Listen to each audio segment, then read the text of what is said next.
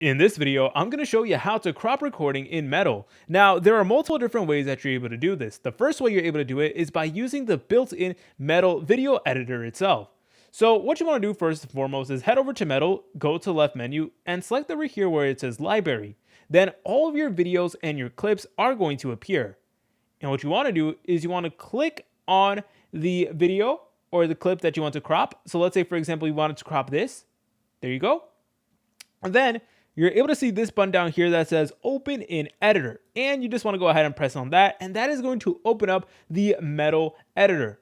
And what you're able to do is you're able to go ahead and select where in the timeline you would like to crop, and then you can extend out your video. So you'll notice that over here we have like these blue dots. You're able to just scroll and then check this out. You're able to go ahead and zoom in and crop in particular areas. And you can even do more things, like you could change the speed of it. You can make it slow motion. You can insert freeze frame and stuff like that. And we have like color correction. We got transitions, audios, record and stuff like that. So honestly, there is so many like cool things over here. I'm honestly pretty impressed. But once you're satisfied with your edit, you're able to select over here where it says render video.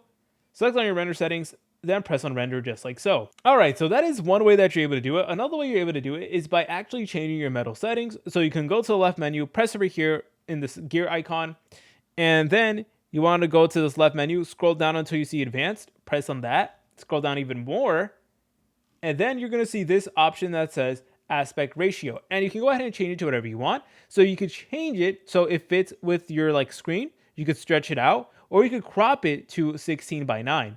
So those are all phenomenal options that you guys have. If you found this video helpful, make sure to leave a like and subscribe. I'll see you in the next video.